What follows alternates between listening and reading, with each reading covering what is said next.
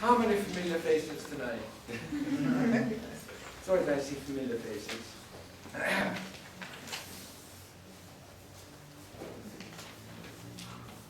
I mean, I'm really impressed with these people, like politicians who stand up in front of this crowd of people, in Synagogue Square, now we have elections, addressing the masses, Maybe Hitler did the same thing when he was addressing these millions, Maybe there was a little dream world with the lights ahead of them. But I like to look at people's eyes, and see what how they're reacting, what they're saying, and who's there, Oh, Bill Clinton, how nice.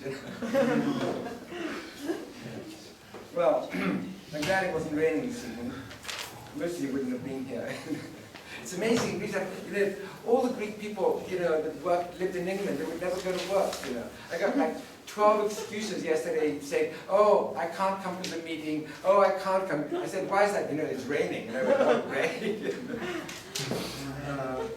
But since it wasn't raining today, which was good, and most of you came here this evening for this special guest lecture. This is the Robert Price Memorial Lecture. Robert Price was a professor at Penn State University, passed away some years ago, and every year there are various events commemorating him. He also came here as faculty of record on the Pennsylvania State University program for a number of years. Delightful man.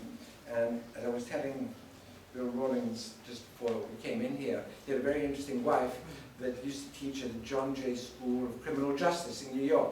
So she was a police freak, and she used to come here to Athens, and she used to meet with all the police chiefs and spend her evenings riding around in Greek police cars, into all the neighborhoods, just fascinating, really. So, this evening, William K. Rawlins will address us. William K. Rawlins used to teach at Penn State, is now teaching at Ohio State in the Department of Communications, and he's going to speak with us. Most of you have this sheet. I won't repeat what's on it. There's no point in telling you what you can read. A lecture on negotiating cross-sex friendships, caring, commitment, and pleasure between female and male friends. That's a big subject.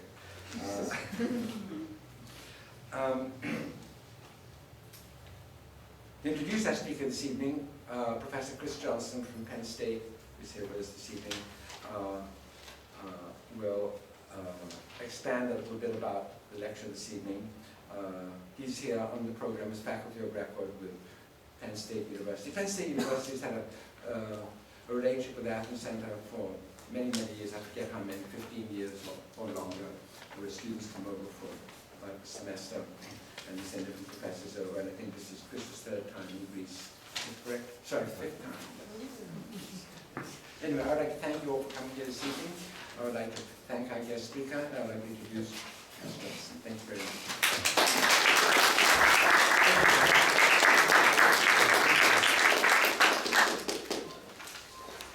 Well, what a wonderful crowd. It is my pleasure and honor to be able to introduce my good friend and colleague, Bill Rawlins. Before I do that, though, I want to say a little bit more about Bob Price, in whose honor and memory we have this lecture here. The Athens Center holds every spring.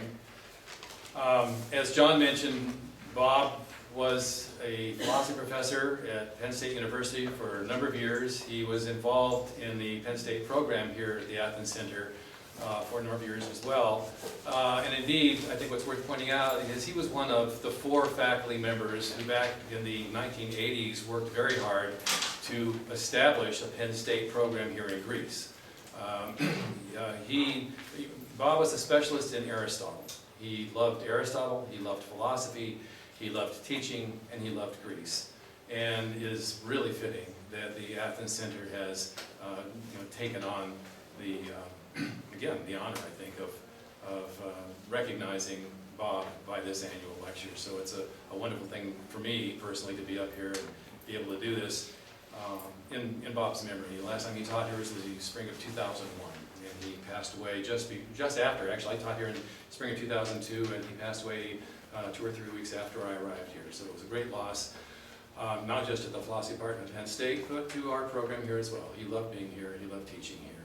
And so I'm very, very pleased that we're able to do this evening, and especially pleased that we have with us William Rawlins, as I say, a longtime friend of my wife and myself, former colleague at Penn State, moved from Penn State to Purdue University, and has been the stalker professor of communication studies at Ohio University, and dare I say Athens, Ohio.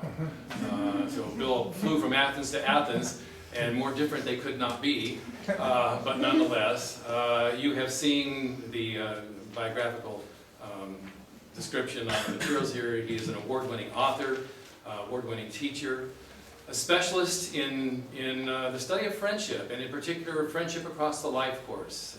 He has based his research largely on talking with people and hearing people talk about their friendships with people, from adolescence to however you want to describe where many of us are now. In any case, you know, as we approach our antiquity, and has charted the meanings of friendship, the significance, the ways in which people talk with each other, the things they talk about over the course of a lifetime, and has done, as I say, award-winning work in that area. Very pleased, of course, tonight that we'll be talking about something that is germane to everybody in this room, and that, of course, is the challenges that we confront in negotiating, as he says, friendships between males and females, between men and women. A challenge for various reasons at various points, of course, across the lifetime. So, again, my great honor to introduce William Rawlins to talk to us tonight about negotiating cross-sex friendship.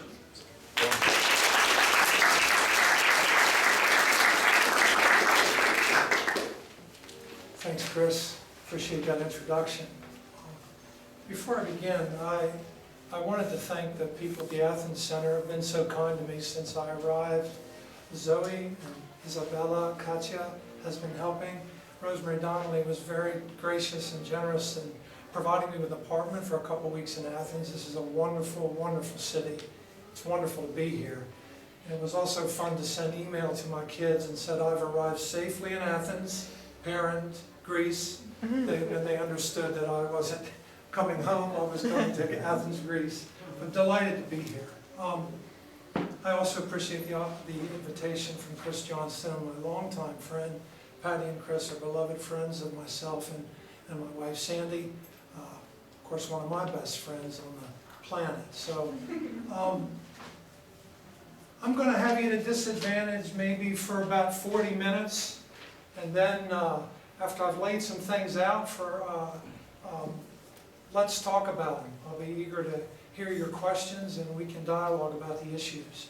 So, I'm working mainly from a book I published in 2009 called The Compass of Friendship, Identities, Narratives, and Dialogues.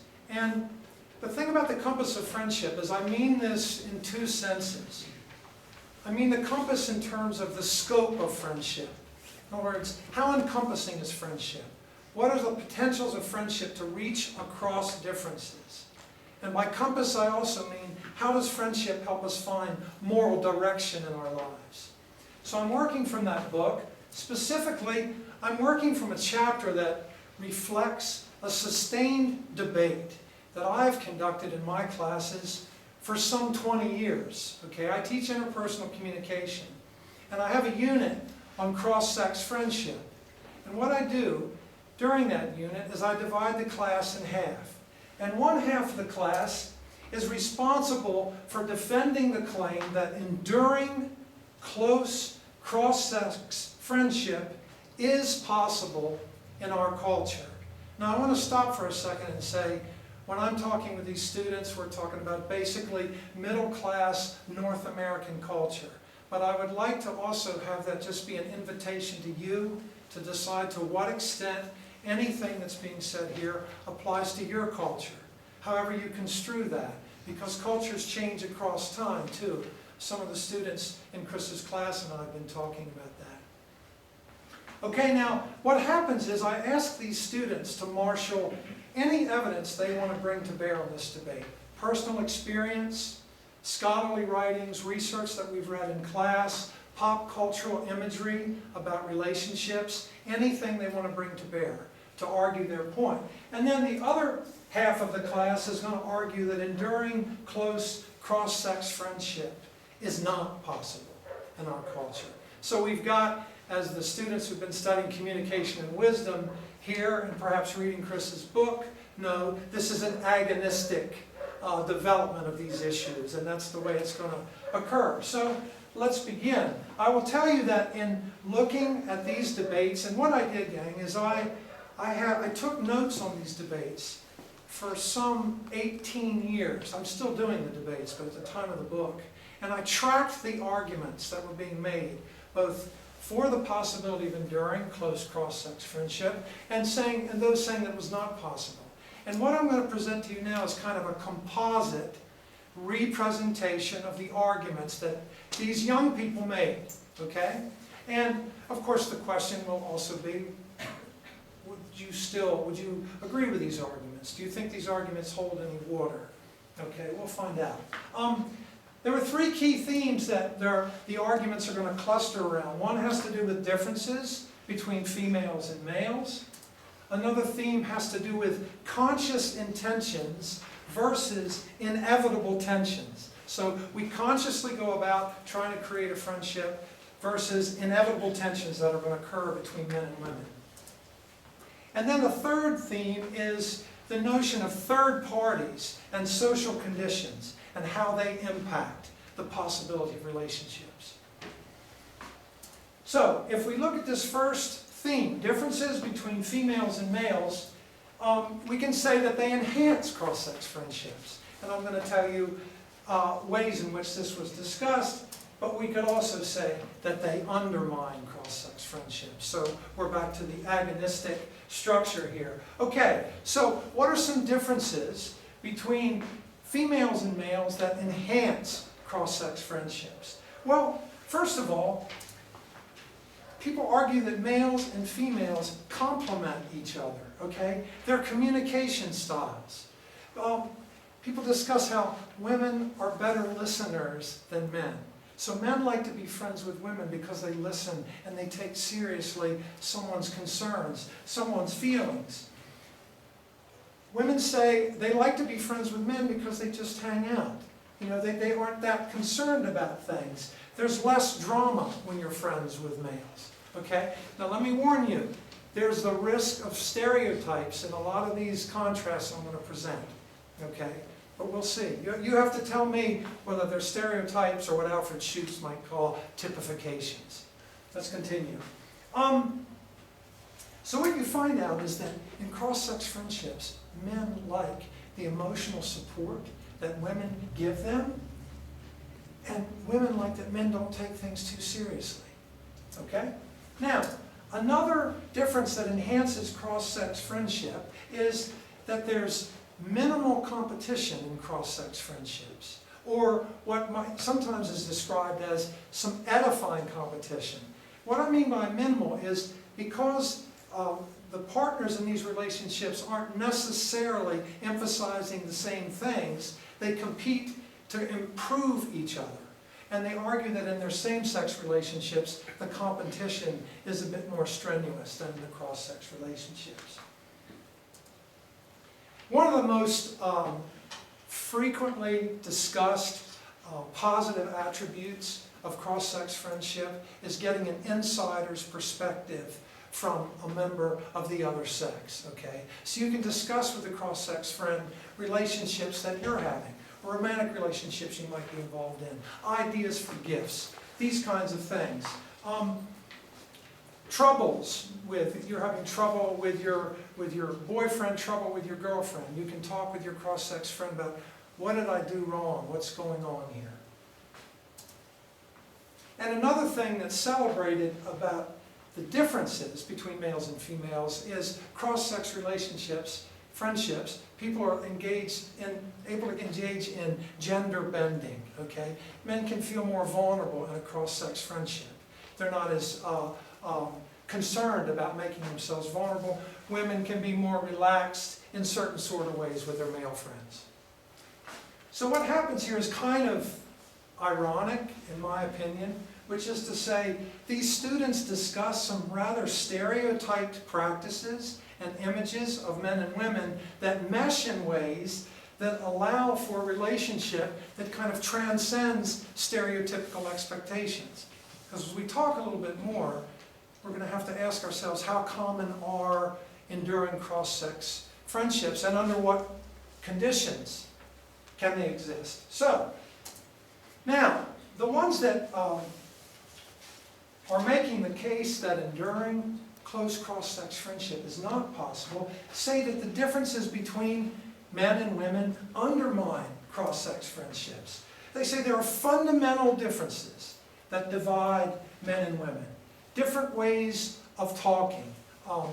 And again, the thing I want you to understand is we're speaking here, gang, in terms of modal patterns. Like the largest number of males will find themselves described in this way, the largest number of females described in this way, but at either end of this continuum, any of us would know people that exemplify much more, a woman much more exemplifying the male style of speaking, and at the other end, a man exemplifying a female style of speaking. We know that. Any one of us could know people that aren't described by what I'm saying here. But this is the image of participants in these relationships that the students were bringing to bear. So again, we will test these. So in terms of some of the differences or ways of talking, I mean, men are sort of socialized into being very assertive, being very sure of themselves, speaking in that way. And for example, women are more interested in asking a question, talking through the possibilities in a conversation. There's certain discussions that women have among themselves, sometimes called girl talk, having to do with their health, their bodies, that they would rather talk with women about. Men are happy to do activities. They're happy to do stuff. Women are happy to do stuff too, but in addition to that, they want to share emotionally. It's not just enough to do stuff. They want to talk about things. Different expectations create problems. In close relationships of any sort, women expect a degree of emotional attachment, okay? Men, typically in close relationships with other men, are inclined to avoid involvement, avoid vulnerability, be a little bit leery of close emotional attachment. One of the ones that continue surfaces, I mean, we might call this the When Harry Met Sally conundrum of cross-sex friendships. How many of you have seen that film? It's kind of dated, but fairly popular. Anyway, and it goes like this. There's a natural tendency to express cross-sex affection sexually. So they'll say things like, it's human nature, okay? If men and women are together, they're going to become close. They're going to want to express their affection sexually. Friendship will become something else, okay? So what we have here on this first theme is that cross-sex friendships don't work due to the flat-out differences between males and females.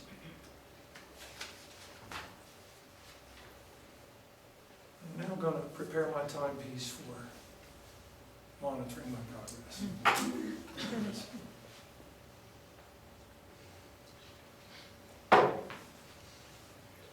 Now, a second theme has to do with this notion of we can consciously decide to be friends.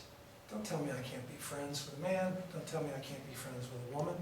Okay? People are people, and if we want to be friends, we'll be friends. But the answer to that is, and the way that's pursued is setting mutual boundaries, pursuing common interests. This facilitates cross-sex friendship.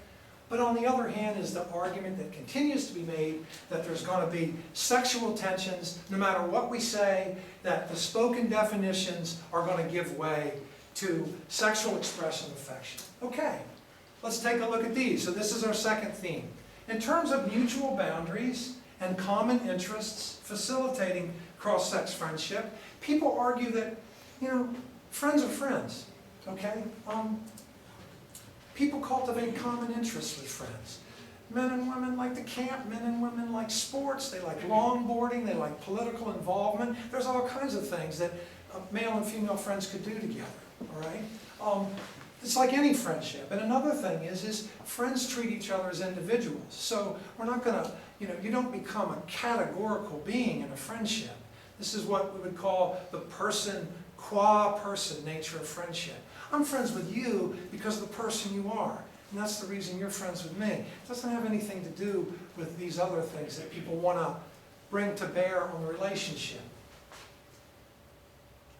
A second thing that's done to facilitate cross-sex friendship is people communicate clear relational definitions and boundaries. We're friends, okay?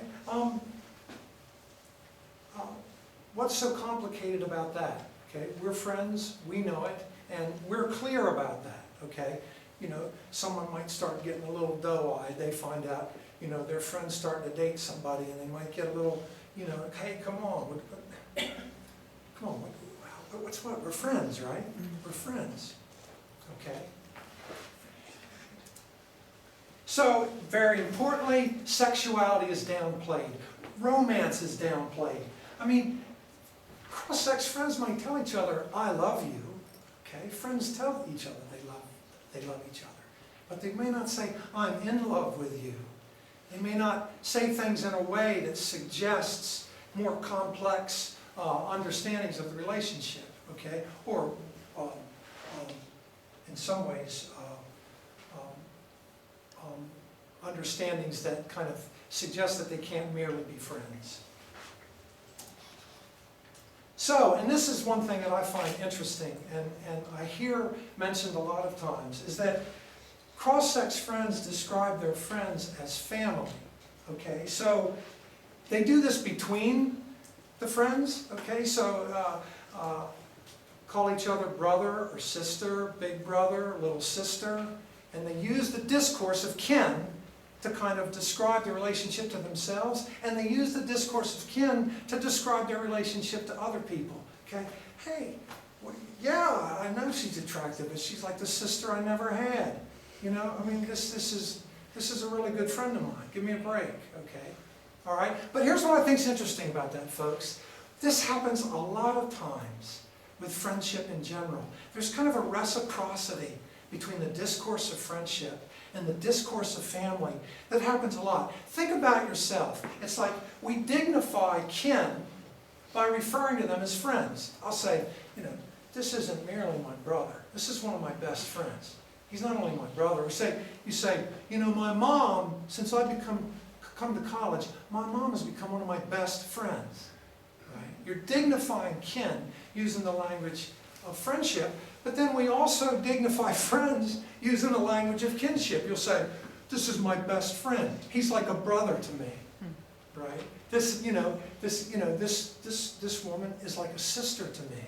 So there's this reciprocity in the discourse of family and friendship that I think is interesting, and it's deployed to kind of create a space, in this case, for an ongoing affection on its own terms. But it borrows, you know, these other discourses, and we'll talk about that more. So what happens then is, in terms of the mutual boundaries and the common interests, is people behave in trustworthy ways. They don't give each other reasons to second guess their friendship for each other. Okay? And they treat each other with respect. They treat each other with equals, as equals, which, as we talked about yesterday, that's a motif in all friendships. Part of the moral quality of friendship is to find the ways in which we can treat each other as equals. And then, with the trust and the respect, we have comfort. We're comfortable with each other. We're friends. Now, the response to that is that sexual tensions are going to overcome spoken definitions of cross-sex friendships. This is going to happen. So, the argument that's made a lot of times is, if friends are heterosexual, either one-sided or mutual sexual attraction is going to occur. Because, you know, these students would say, you know, you get attracted to someone, we're all attracted to our friends. You get attracted to someone of the opposite sex, okay, as if they're opposites, but anyway, for the moment. For their personality, because they're attractive in a lot of ways, and the students would argue, and then it kind of grows on them, and then they become romantically attracted. It used to be just friendship. Emotions can get mixed or confused. You know, in some ways, perhaps this is changing, although we can talk about this. I mean, I think when I observe a lot of the media, relationships are sexualized a lot, gang. So it's not a big surprise that cross-sex friendships would be sexualized. So emotions get mixed or confused, and people think, wow, I really love this person. Why aren't we romantically involved? Okay? And that can come from the inside, or it can come from others. We'll talk about that. They argue that males and females interpret affection differently. Okay? So, according to these young people, intimate for women means closeness, emotional closeness. Intimate for men means sex. Okay? This is college age. We will see.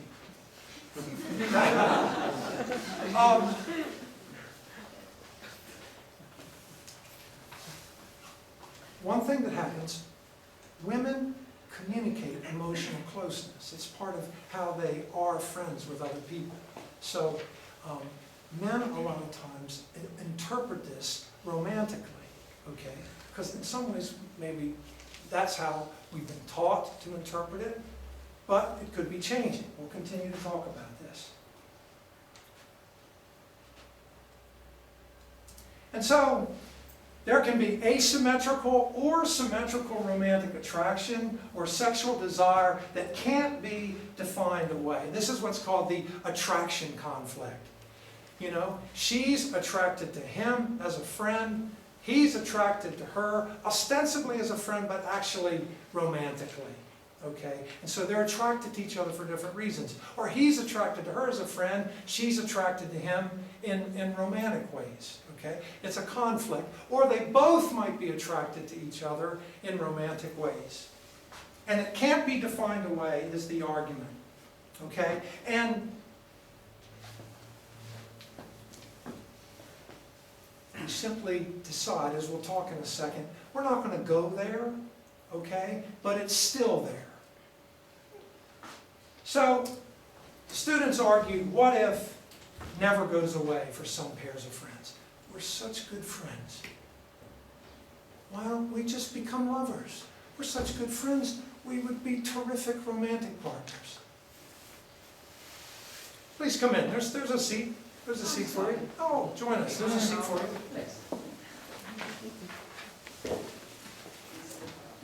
All right. Well, let's look at this a second, okay? Let's look this one in the eye. What are some ways that cross-sex friends deal with sexual matters? Okay? One is that neither person finds the other physically or romantically attractive. Sex isn't an issue. I mean, it's never occurred to us. One of the main arguments that the students that I've listened to for all these years makes is, the reason I know that cross-sex friendship is possible is because I have one. I've been friends with this woman since 2nd grade. She's my best friend. Someone else will say, this man and I, he's been my best friend my whole life. I've made it clear to anybody I'm in a relationship with. Okay? So, it's just not an issue. That's one thing. A second one is that the partners in the relationship just avoid expressing or addressing these feelings or attractions. Okay? So, let's say they are attracted to each other. And it provides a kind of energy in the friendship that's not in other friendships. Okay? There's a je ne sais quoi, right? There's something here, and we're not gonna recognize it. And the reason is we enjoy each other, and okay. But this is kind of a potentially unstable, gang, for a variety of reasons that we'll suggest.